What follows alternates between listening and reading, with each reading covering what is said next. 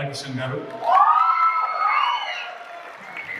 ఆయన ముందే మాట్లాడుకుని చప్పట్లు కొట్టించుకున్నాడు బాలకిషన్ గారు. అందరికంటే ముఖ్యంగా ఈరోజు పిల్లలతో మరి మీ కుటుంబాలతో సహా ఇక్కడికి వచ్చి మాకు స్వాగతం పలికిన మలేషియాలో ఉన్న తెలుగు బిడ్డలందరికీ, తెలంగాణ బిడ్డలందరికీ పేరు పేరున హృదయపూర్వకంగా నమస్కారం.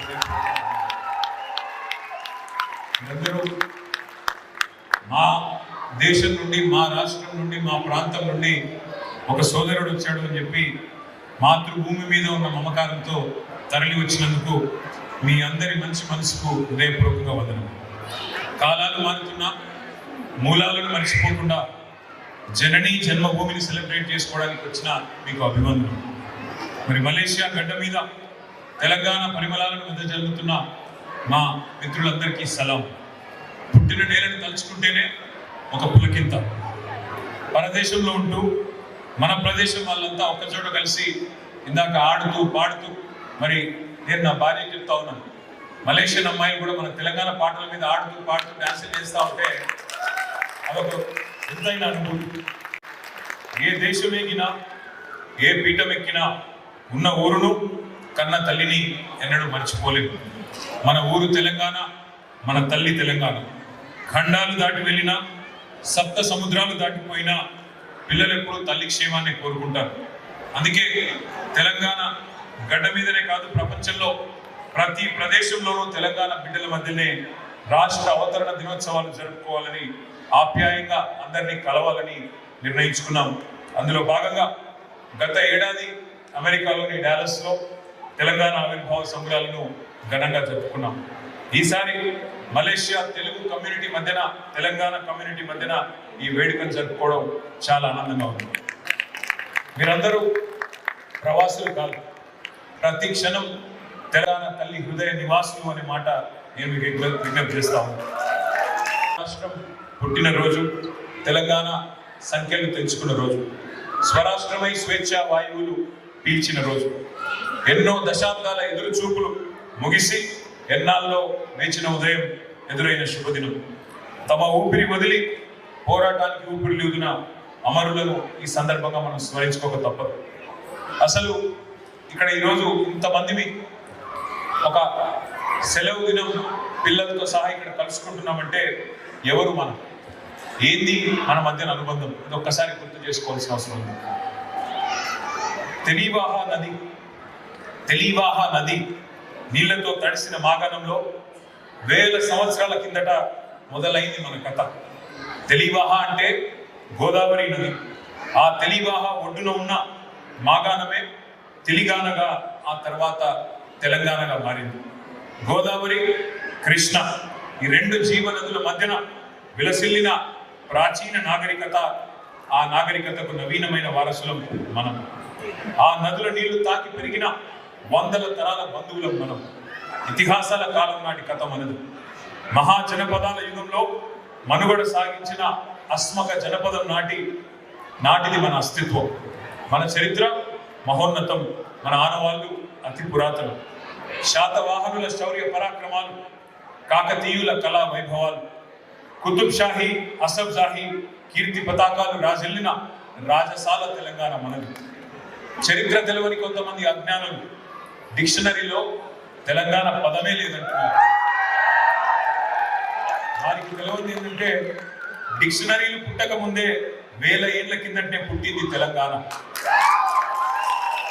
ఏంది మన ప్రత్యేకత, ఏంది మన విశిష్టత, 7 తరాల మన చుట్టాలు ఎవరు? రాణి రుద్రమ్మ, సమ్మక్క సారలమ్మ, సాకలి ఐలమ్మ, రామ్జీ గోండు, కొమరం భీమ్, సర్వాయి పాపన్న, పండుగ సాయన్న, దొడ్డి కుమరన్న, షోయబుల్లా ఖాన్, ఒక షేక్ బందగి. ఒక్కరా ఇద్దరా, ఎందరు వీరులు, ఎందరు ధీరులు, అనువనువున ఆత్మగౌరవం, నరనరాన పోరాటం పోటెత్తే జాతి మనది. తమ బిడ్డలకు ఉద్యమాల ఉగ్గుపాలు తాగించి పెంచింది తెలంగాణ తల్లి. ప్రతి తరంలో ఏదో ఒక రణం, సాయుధ పోరాటాలు, ప్రజా ఉద్యమాలు, త్యాగాలతో తడిచి సారవంతమైన సమాజం తయారైంది మన ఊరు పేరు ఉద్యమం, ఇంటి పేరు చైతన్యం. పోరాటాలే కాదు, కళాకారులు, చిత్రకారులు, వాగ్గేయకారులు, వైతాళికులు వర్ధిల్లిన సాహిత్య సాంస్కృతిక మాగాణం మనది. మహాభారతం మహాభాగవతం అందించండి. మహాభాగవతం విరచించిన పోతన్న, ఆది కవి పాల్కురికి సోమన్న నుంచి దాశరథి, కాళోజీ, వట్టికోట అల్వారు స్వామి, సి నారాయణ రెడ్డి సినారే దాకా ఎందరెందరో మహాకవులు మన ప్రాంతం నుంచి వచ్చినారు. కంచర్ల గోపన్న నుండి గోరేటి ఇంకన్న దాకా ధిక్కార స్వరాన్ని వినిపించిన ప్రజా కళాకారులు ఎందరో. సింగిడి రంగులను పేర్చి పువ్వులను పూజించి ప్రకృతిని ఆరాధించే పండుగ ఈ భూమి మీద ఉన్న ఒకే ఒక్క జాతి తెలంగాణ జాతి అనే విషయం మనం మర్చిపోయాం. బతుకమ్మలు, బోనాలు, జాలువారే జానపద పాటలు, పుడితే పాట, సస్తే పాట, పండుగొస్తే పాట, పస్తులుంటే పాట, గెలిస్తే పాట, ఓడినా పాటే. అది తెలంగాణ యొక్క వైవిధ్యం. అందుకే అంటా ఉన్నా, ఎవరికి ఉన్నది ఇట్లాంటి అమోఘమైన సంస్కృతి, ఎవరికి ఉన్నది ఇంత అపురూపమైన సాంప్రదాయం. గర్విద్దాం, గల్లా ఎగిరేసి చెబుదాం, నాది తెలంగాణ, నేను తెలంగాణ బిడ్డనని. తెలంగాణ రాష్ట్ర అవతరణ కోసం ఒక రణం జరిగింది, స్వరాష్ట్రం కోసం ఒక సమరమే జరిగింది. ఇది మామూలు పోరాటం కాదు. ఇందాక మీరు కొంత క్లుప్తంగా చెప్పే ప్రయత్నం చేసినారు. ఆ వీరోచిత గాథలు వింటేనే నెత్తురు ఉరకలెత్తుతుంది. ఆ ఉద్యమ కథలు తలుచుకుంటేనే తను పులకరిస్తుంది. సకల జనుల సమ్మెలు, సాగర హారాలు, మిలియన్ మార్చులు, వంట వార్పులు, జలసాధన యాత్రలు. విదేశాల్లో ఉన్న మీరు ప్రవాస తెలంగాణ బిడ్డలు పుట్టిన గడ్డ కోసం ఉద్యమాలకు అండాదండగా నిలబడ్డారు. అందుకే మలేషియాలో ఉండే ప్రతి తెలంగాణ బిడ్డకు నేను హృదయపూర్వకంగా ధన్యవాదాలు తెలియజేస్తా ఉన్నాను. బోనాలు, బతుకమ్మలు ఎప్పటికప్పుడు అస్తిత్వ పోరాటాల ద్వారా ఆత్మ గౌరవాన్ని నిర్వహించారు. అనుకున్న తెలంగాణ నిజమై మన కళ్ళ ముందు ఈరోజు నిలబడ్డది. కానీ ఒక్క మాట నేను గుర్తు చేస్తా ఉన్నాను. ఇవాళ వెనుకకి తిరిగి చూసుకుంటే రియల్ వ్యూ మిర్రర్లు అన్ని క్లియర్గానే ఈజీగానే కనబడతాయి. కానీ 25 ఏళ్ల కిందట ఏమన్నారు ఆనాడు? అసంభవం, అసాధ్యం, ఇది మిషన్ ఇంపాసిబుల్. అయితదా మీతోని? తెలంగాణ వస్తే మీకు నడిపే సత్తా ఉందా? మీ దగ్గర నాయకత్వ పటిమ ఉందా? మీకు అంత సీన్ ఉందా అన్నారు మన నానాడు. గుర్తుందా? 25 ఏళ్ల కిందటి పరిస్థితి. తెలంగాణ రావడం ఇంపాసిబుల్ అన్నారు. ఆశలు లేవు, నమ్మకాలు లేవు. అటు సూర్యుడు ఇటు పొడిచినా తెలంగాణ రానే రాదని చెప్పిన వాళ్ళు ఎంతో మంది. కానీ చంద్రుడే సూర్యుడై తెలంగాణను పొడిపించాడు అనే మాట నేను ప్రత్యేకంగా చెప్పాల్సిన అవసరం లేదనుకుంటా. ఆ చంద్రశేఖరుడు భూగోళం తలకిందులైన తెలంగాణ రాదన్న వాళ్ళు కొంతమంది, వారికి నేను గుర్తు చేస్తా ఉన్నా. భూగోళం తలకిందులేవి కాలేదు, కానీ దేశ రాజకీయ వ్యవస్థను తలకిందులు చేసి భూగోళం పైన తెలంగాణ పటాన్ని గీసి కొత్త చరిత్ర లిఖించిన నాయకుడు ఆ చంద్రశేఖరుడు. ఒక సినిమా దర్శకుడు త్రివిక్రమ్ శ్రీనివాస్ గారు అని ఉంటారు. ఆయన ఒక మాట అన్నారు, చరిత్ర సృష్టించిన వాళ్ళు చాలా మంది ఉంటారు, కానీ కేసీఆర్ గారు చరిత్రతో పాటు తెలంగాణ అనే జాగ్రఫీని కూడా సృష్టించిన నాయకుడు అనే మాట వారు చెప్పడం జరిగింది. మరి అసంభవం అనుకున్న తెలంగాణ ఎట్లా సంభవం అయింది? ఎట్లా అయింది అంటే, సంభవామి యుగే యుగే అని ఒకడు పుడితే అసంభవాలు కూడా సంభవం అవుతాయి. అసాధ్యం ఎట్లా సుసాధ్యమైంది? అనితర సాధ్యుడు అడుగు వేస్తే అసాధ్యాలు కూడా సుసాధ్యాలు అవుతాయి. జూన్ 2వ తేదీ ఒక చారిత్రాత్మక ఘట్టం. ఈ ఘట్టం వెనుక చరిత్రనే మార్చిన 2 తారీఖులు ఉన్నాయి. ఒకటి ఏప్రిల్ 27, 2001 గులాబీ జెండా ఎగిరిన రోజు, జలదృశ్యంలో టిఆర్ఎస్ అనే పార్టీ పుట్టిన రోజు. అట్లాగే కేసీఆర్ సచ్చుడో తెలంగాణ వచ్చుడో అని తెగించి పదవులు కాదు ప్రాణాన్ని ఫలంగా పెట్టి ఆనాడు ఆమరణ దీక్ష కేసీఆర్ గారు సిద్ధపడ్డ 29 నవంబర్ 2009 మరొక రోజు. మరి చిమ్మ చీకట్లో ఒక్కడే బయలుదేరిన నాడు నమ్మినవాడు లేడు, వెంట నడిచిన వాడు లేడు. ఆనాడు అనుమానం, అపనమ్మకం, భయం, అయ్యేది కాదు పోయేది కాదని సూటిపోటి మాటలు. కానీ ఊహకందని వ్యూహాలతో, ఎదురు లేని ఎత్తుగడలతో అహింసనే ఆయుధంగా వాడి గమ్యాన్ని ముద్దాడిన దురంధరుడు, అస్సలు దురంధరుడు కేసీఆర్ గారు. ఇవాళ గొప్పగా అనిపించేది ఒక అనుభవం నాకు గుర్తులేదు. అరుణ్ జైట్లీ గారు కేంద్ర మంత్రి గారు ఉండేవారు. ఒకసారి తెలంగాణ వచ్చిన కొత్తలో 2014-15 ప్రాంతంలో అనుకుంటా, నేను నాతో పాటు మా కొంతమంది సహచర మిత్రులు, మా ఎంపీలు అందరం కలిసి అరుణ్ జైట్లీ గారిని కలవడానికి ఢిల్లీకి పోయినాం. పోతే ఆయన గొప్ప మాట అన్నారు. ఆయన అన్న మాట ఏమంటే, చరిత్రలో చాలా పార్టీలు చూసినాం, జనరల్గా పార్టీలకు నాయకత్వం వహించే వాళ్ళు అయితే బెస్ట్ యాజిటేటర్స్ ఉంటారు లేదా మంచి అడ్మినిస్ట్రేటర్స్ ఉంటారు. కానీ మీరు అదృష్టవంతులయ్యా, మీ నాయకుడు బెస్ట్ యాజిటేటరే కాదు, బెస్ట్ అడ్మినిస్ట్రేటర్ కూడా ఉన్నాడు మీ కేసీఆర్ గారు. అది మీ అదృష్టం అనే మాట వాళ్ళు చెప్పడం. ఈ మాట నేనేదో ఆయన కొడుకుగా లేదా ఆయన పార్టీ కార్యకర్తగా నేను చెప్తున్న మాట కాదు. వాళ్ళు ఒక్కసారి దయచేసి గణాంకాలు చూడాల్సిందిగా నేను కోరుతా ఉన్నాను. స్వతంత్ర భారతదేశ చరిత్రలో ఈ 79 ఏళ్లలో తెలంగాణ రాష్ట్రం లాగా అతి స్వల్ప కాలంలో అమోఘమైన అభివృద్ధిని సాధించిన రాష్ట్రం మరొకటి లేదు. ఇది అక్షర సత్యం. మీకు ఎప్పుడైనా మోటివేషన్ కావాలన్నా, ఇన్స్పిరేషన్ కావాలన్నా వ్యక్తిత్వ వికాస నిపుణులను కాదు, మీరు చదవాల్సింది తెలంగాణ ప్రగతి కథ తప్పకుండా చదవాలని చెప్పి నేను కోరుతా ఉన్నాను. శిథిలాల నుండి శిఖరాలు చేరిన గొప్ప స్ఫూర్తిదాయకమైన కథ మనది. ఉద్యమ తెలంగాణ ఉజ్వల తెలంగాణగా ఎదిగిన ఒక అపురూపమైన కథ మనది. ఏషియన్ టైగర్స్ క్లబ్ మీకు తెలుసు. Korea, Taiwan, Singapore, Malaysia, Vietnam, ఈ కంట్రీస్ ని ఏషియన్ టైగర్స్ గా పిలుస్తూ ఉంటారు. మరి చిన్న దేశాలు కానీ సాధించినవి చాలా పెద్ద విజయాలు. తెలంగాణ కూడా ఒక్కసారి మీరు ఆలోచిస్తే యంగెస్ట్ స్టేట్ ఆఫ్ ఇండియా. పసికునగా చిరు ప్రాయంలోనే చిరుతపులి వేగాన్ని చూపెట్టింది తెలంగాణ.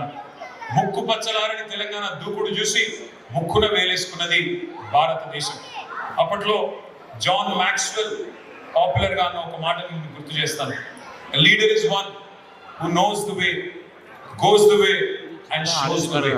అట్లా రేపటి ఎన్నికల గురించి ఆలోచించేవాడు లీడర్ కాదు, రాజకీయ నాయకుడు మాత్రమే.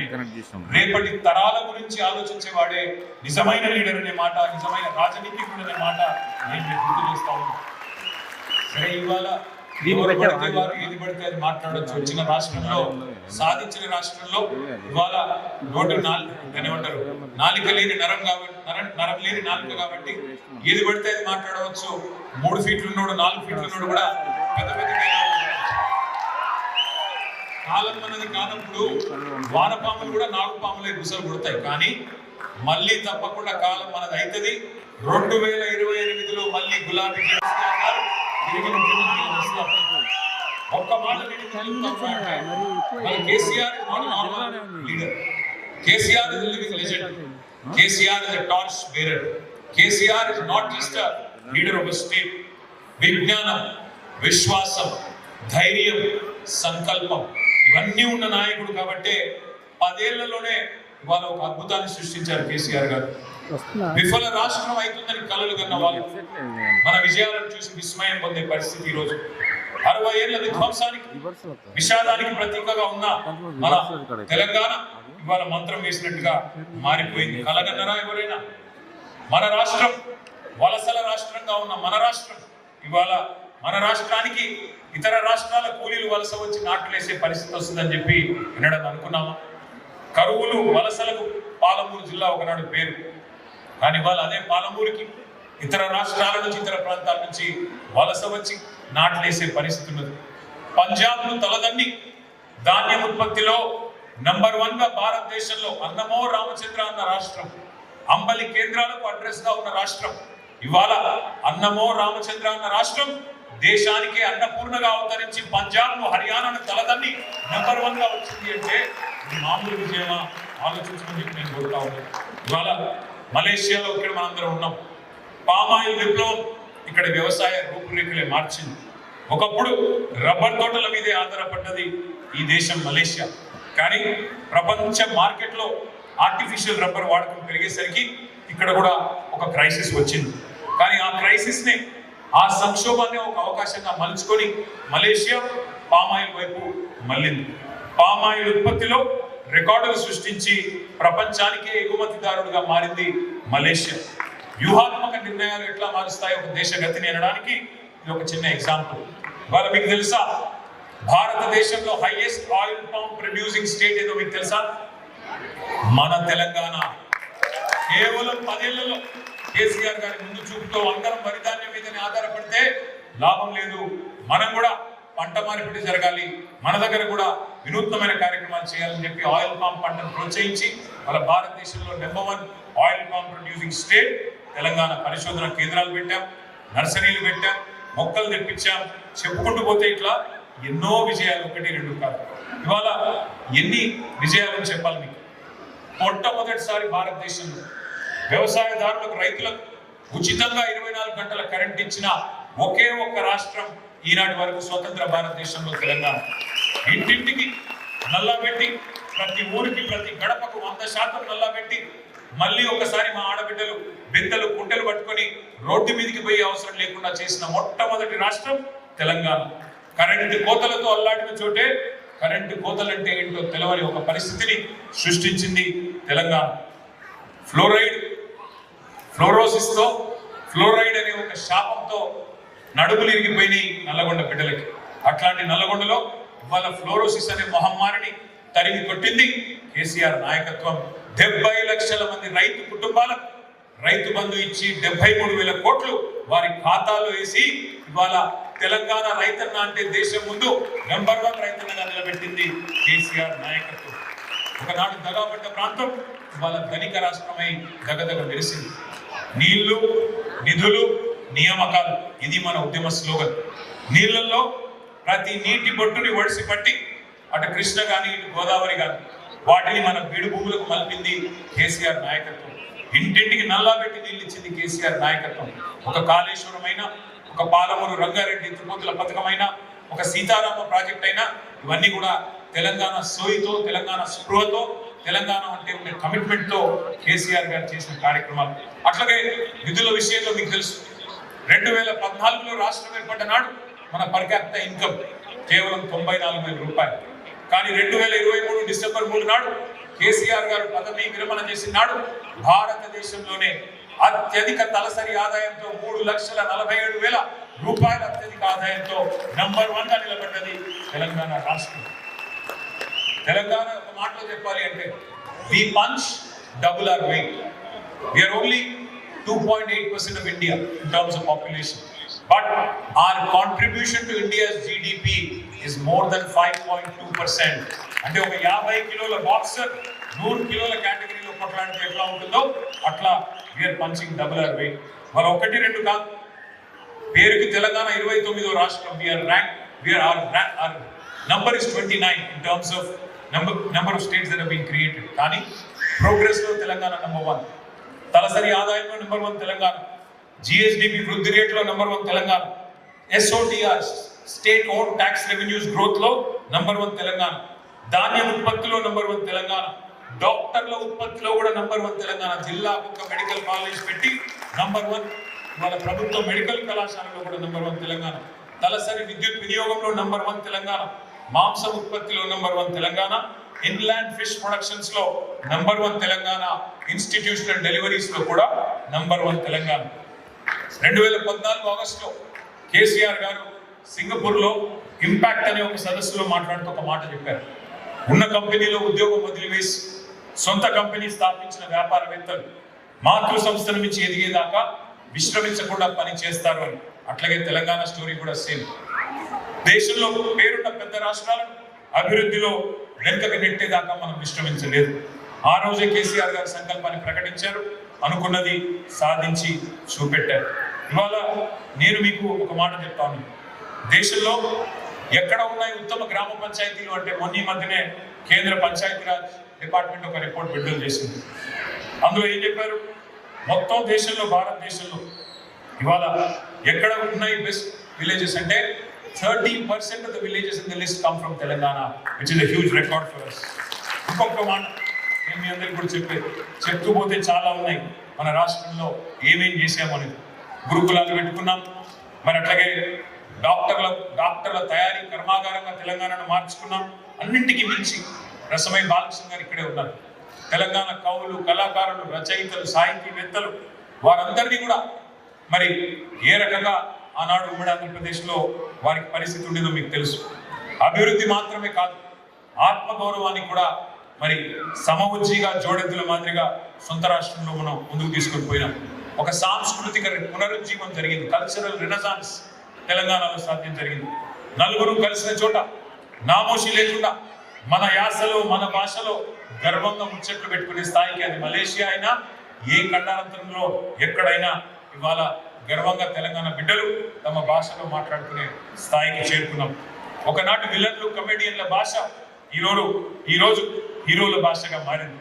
తెలంగాణ నుడికి పలుకుబడి పెరిగింది అనే మాట కూడా నేను గుర్తు చేస్తా ఉన్నాను. చివరికి ఇప్పుడు ఎట్లా ఉంది పరిస్థితి అంటే, ఎవరైనా శంషాబాద్ విమానాశ్రయంలో దిగి హైదరాబాద్ సిటీలోకి వస్తుంటే ఆకాశాన్ని తాకే సౌదాలను చూసి నమ్మలేకపోతా ఉన్నారు. ఇది హైదరాబాద్ అయినా, ఇది మన రాష్ట్రమేనా, ఈ అనుభవం మీకు కూడా అయిందని నేను కూడా అనుకుంటా ఉన్నాను. కొద్ది కాలం తర్వాత వస్తే మీకు కూడా మీ ఫ్రెండ్స్ చెప్తా ఉంటారు. ఒక మాట చెప్పాలంటే వాళ్ళ నగరం రూపురేఖలు కూడా మారిపోయినాయి. అంబరాన్ని తాకుతున్నాయి హైదరాబాద్లోని ఆకాశ హర్మ్యాలు, అంతరిక్షంలోకి దూసుకెళ్తున్నాయి హైదరాబాద్లో ఉత్పత్తి అయ్యే రాకెట్లు. టీ హబ్ గురించి దాకా చూపెట్టారు. టీ హబ్ నుంచి వచ్చిన ఒక startup Skyroot, incubated by T Hub, today has become a unicorn. అంతరిక్షంలోకి రాకెట్లు పంపే మరి అద్భుతమైన స్పేస్ టెక్ కంపెనీలకు కూడా హైదరాబాదే ప్రయోగశాలగా మారింది. అట్లాగే ఇంకా చెబుతూ పోతే చాలా ఉన్నాయి. కానీ నేను మిమ్మల్ని ప్రార్థించేది ఒకటే, మీతో నేను కోరేది ఒకటే, అభివృద్ధి జరగాలి అంటే అమోఘమైన ఆలోచనలు కావాలి. మీ మస్తిష్కమే ప్రగతికి కేంద్రం. మీ మెదడే అసలైన చిప్ సెట్. వాళ్ళ పక్కనే ఉన్నది సింగపూర్. లీ కువాన్ యూ చూపెట్టారు, సింగపూర్లో ఒక అద్భుతాన్ని చేసి చూపెట్టారు. ఇక్కడ మనం మలేషియాలో కౌలాలంపూర్లో ఉన్నాం. ఒక మహతీర్ మొహమ్మద్ ఇక్కడ మరి మలేషియా కోసం విజన్ 2020ని 1991లోనే ఆవిష్కరించారు. ఇవాళ కౌలాలంపూర్ చూసి అబ్బుర పడతా ఉన్నారు మొత్తం. అంటే దానికి కారణం నాయకత్వ పట్టిన, knowledge based economy, technology based వ్యవస్థలు, ఇన్నోవేషన్ బేస్డ్ సంస్థలే వాళ్ళ ప్రపంచాన్ని శాసిస్తూ ఉన్నాయి. ఆర్టిఫిషియల్ ఇంటెలిజెన్స్ భూగోళాన్ని కుదిపేస్తున్నది. ఆంథ్రోపిక్ అల్లజడి రేపుతున్నది. ఒక మాయా ప్రపంచంలోకి పోతా ఉన్నాం మనందరం కూడా. మరి ఇవాళ పరిస్థితి చూస్తే ఆయిల్ ఉన్నవాడో అణ్వాయుధాలు ఉన్నవాడో కాదు ఇవాళ లీడర్. ఆలోచన ఉన్నవాడే లీడర్ ఈ నాలెడ్జ్ ఎకానమీలో అనే మాటను మీకు గుర్తు చేస్తా ఉన్నాను. కొత్త ఆవిష్కరణలతో, నవ్య సాంకేతికతతో మనల్ని మనం మార్చుకోకపోతే మునిగిపోక తప్పదు. తెలంగాణకు కూడా మీ సేవలు కావాలి, తెలంగాణకు కూడా మీ సూచనలు కావాలి, తెలంగాణకు కూడా మీ గైడెన్స్ కావాలి, తెలంగాణకు కూడా ప్రవాసుల మద్దతు కావాలి. వెన్నుదన్నుగా నిలిచే మరి తెలంగాణ మెదళ్ళు మనందరికీ కూడా రేపటి తెలంగాణను ఆవిష్కరించడానికి కావాలి. ఇది వరకు ఆటో పైలట్ మోడ్లో నడిచేదేమో కార్యక్రమం, కానీ భవిష్యత్తులో ఆటో పైలట్ మోడ్ పని చేయదు. Leadership makes a difference. నడిపించే నాయకుడు సరైనడు లేకపోతే ఏ పని కూడా జరగదు. వాళ్ళ దేశాల మధ్యన చిప్ టెక్నాలజీలు, సెమీ కండక్టర్లు, ఆర్టిఫిషియల్ ఇంటెలిజెన్స్లు, వీటి కోసం హోరాహోరీ పోరు జరుగుతున్నది. పోటెత్తే యువ సముద్రం తెలంగాణలో, భారతదేశంలో ఉన్నది. జెన్ జీ ఇవాళ కొత్త శక్తితో, కొత్త ఉత్సాహంతో తొనికిసలాడుతున్నది. మరి ఒక నవ యువ అద్భుతమైన భారతదేశంగా 2047 సంవత్సరం కల్లా మరి మన దేశం అవతరించాలి అంటే తప్పకుండా మీ అందరి మద్దతు, మీ అందరి ఆశీర్వాదం కూడా ఉండాలని నేను కోరుకుంటా ఉన్నాను. ఒక మాట మాత్రం వాస్తవం, మన వాళ్ళు మలేషియాలో కావచ్చు, అమెరికాలో కావచ్చు, యూకేలో కావచ్చు, ఇంకో చోట కావచ్చు, చాలా మంది గర్వపడుతుంటాం. మనం ఒక సత్యానాథేలను చూసుకుని, ఒక సుందర్ పిచాయిని చూసుకుని, ఒక అరవింద్ కృష్ణని చూసుకుని గర్వపడుతూ ఉంటాం. మన వాళ్ళు గ్లోబల్ సీఈఓలు అవుతున్నారండి, మన వాళ్ళు గ్లోబల్ సీఈఓలు అవుతున్నారు. కానీ మన దేశం నుండి ఎందుకు ఆవిష్కరణలు రావడం లేదు? ఒక ఇన్స్టా, ఒక వాట్సాప్, ఒక చాట్ జీపీటీ మన దగ్గర నుండి ఎందుకు రావడం లేదు? మన దగ్గర నుండి ఒక ఆంథ్రోపిక్ ఎందుకు రావడం లేదు? ఎందుకు అంటే మీకు తెలుసు, the intellectual bankruptcy of our politicians and the economic bankruptcy of our citizens is a deadly cocktail. అందుకే ఎలక్షన్లు గెలవడమే పరమావిధిగా. ఎలక్షన్లో గెలవడానికి కోసం అవతల ఆయన 1000 రూపాయలు ఇస్తానంటే నేను 2000 రూపాయలు ఇస్తానని జరిగే ఈ కాంపిటేటివ్ పాలిటిక్స్ ఉన్నంత కాలం కొంత నష్టం తప్పదు. కానీ డెఫినెట్గా నాకైతే విశ్వాసం ఉంది, భారతదేశం చైతన్యవంతమైన దేశం. అందులో మన తెలంగాణ పోరాటాలకి నిలవు మన తెలంగాణ. తప్పకుండా 2023 ఎన్నికల్లో కొంత స్పీడ్ బ్రేకులు పడ్డప్పటికీ, ఈ 2.5 ఏళ్లలో కొంత నష్టం జరిగినప్పటికీ తప్పకుండా భవిష్యత్తులో మళ్ళీ అవకాశం వస్తుంది. మన తెలంగాణ తిరిగి పట్టాలెక్కుతుంది. వచ్చే 25 ఏళ్లలో తెలంగాణ ఎక్కడ ఉండాలి, ఎట్లా ఉండాలి అనే విషయంలో కేసీఆర్ గారికి ఒక విజన్ ఉంది. వారి విజన్ని ట్రాన్స్లేట్ చేసే శక్తివంతమైన నాయకత్వం బీఆర్ఎస్లో ఉంది. తప్పకుండా ఇది ఒక వ్యక్తి కళలో, ఒక సంస్థ కళలో కాదు. తెలంగాణ కోసం, తెలంగాణని భారతదేశంలో ఒక లైట్ హౌస్గా, ఒక పైలట్ స్టేట్గా, ఒక మోడల్ స్టేట్గా మార్చేదానికి జరుగుతున్న ఒక బృహత్తర యజ్ఞం. ఉడుకు నెత్తులతో ఉరుకలాడుతున్న యువత ఎవరైతే ఉన్నారో వారిని కనుక మనం ఛానలైజ్ చేయగలిగితే, వారిని కనుక సరిగ్గా వారి తెలివితేటలు సద్వినియోగం చేసుకోగలిగితే తప్పకుండా అద్భుతాలు సృష్టించవచ్చు. వాళ్ళ మీరు IPL చూస్తూ ఉన్నారా లేదా? చూస్తారా? వైభవ్ సూర్యవంశీ అని ఒక పిల్లగాడు వచ్చాడు. 15 ఏళ్ళు ఆ పిల్లోడికి. బాస్ బేబీ అంటున్నారు ఆయన. మరి అట్లాంటి యంగ్ పవర్ హౌస్లు ప్రతి సెక్టర్లో ఉన్నారు. ఒక IPL లో, క్రికెట్లో మాత్రమే కాదు. అవకాశం ఇస్తే తప్పకుండా అందరూ కొడతారు. ఈ జెన్ జీ ఏదైతే ఉందో వాళ్ళ శక్తిని, యుక్తిని సవ్యంగా వాడుకుంటే మనం కూడా అద్భుతాలు తప్పకుండా సృష్టించవచ్చనే విశ్వాసం నాకుంది. కానీ ఇంకా చాలా జరగాలి. మన పబ్లిక్ ట్రాన్స్పోర్ట్ ఇంప్రూవ్ కావాలి. ప్రజా రవాణాలో ఈరోజు మీ కౌలాలంపూర్లో చూసినా, సింగపూర్లో చూసినా వరల్డ్ క్లాస్ ఫెసిలిటీస్ ఉన్నాయి. ఆ స్థాయికి మనం కూడా ఎదగాలి. కౌలాలంపూర్లో smart water management and road tunnel system ఉంది. ఇక్కడ డెఫినెట్గా అట్లాంటి ఉదాహరణలు మీరు మాకు తెచ్చివ్వండి. ఎట్లా మేము ఆవిష్కరించవచ్చు, ఏం చేయవచ్చు, తప్పకుండా ప్రయత్నం చేద్దాం. వానలు వస్తే వరద నీటి ఛానల్గా, మామూలు టైంలో వాహనాల మార్గంగా మల్టీపర్పస్ టనల్ అనేది ఒక వినూత్నమైన ఆలోచన. ఇట్లాంటి ఎన్నో వినూత్నమైన ఆలోచనలు మనం చేయాల్సిన అవసరం ఉంది. మలేషియాలో ఇందాక మా మిత్రులు చెప్తున్నారు, ప్రతిరోజు 10 నిమిషాలన్నా వాన పడుతుందన్నా అని చెప్తున్నారు. నిజమేనైతే మరి ప్రతిరోజు వాన పడుతుంది కాబట్టి గ్రీనరీ బాగుంది, నగరం కూడా శుభ్రంగా ఉంది. కానీ ఒక అద్భుతమైన వినూత్నమైన ఆలోచన. అట్లాంటి హైదరాబాద్లో కూడా ఫ్లాష్ ఫ్లడ్స్, హైదరాబాద్లో కూడా అన్టైమ్లీ రెయిన్స్ ఇవన్నీ వస్తూ ఉన్నాయి. మరి తప్పకుండా అర్బన్ ఫ్లడింగ్కి పర్మనెంట్ సొల్యూషన్ కావాలి. హైదరాబాద్ మాత్రమే కాదు, 51% తెలంగాణ జనాభా ఉన్నారు. వారికి శాశ్వత పరిష్కారం చూపెట్టే నాయకత్వ లక్షణం తప్పకుండా మనకుంది. కానీ సొల్యూషన్స్ కావాలి. ఆ సొల్యూషన్స్ మీ నుండి రావాలి అని నేను కోరుతా ఉన్నాను. చేసింది కొంత, ఇంకా చేయాల్సింది చాలా ఉంది. కాబట్టి తెలంగాణ భవిష్యత్తు కోసం మీరు కూడా తప్పకుండా కలిసి రావాలని చెప్పి నేను హృదయపూర్వకంగా కోరుతా ఉన్నాను. 25 ఏళ్ళైంది బీఆర్ఎస్ పుట్టి.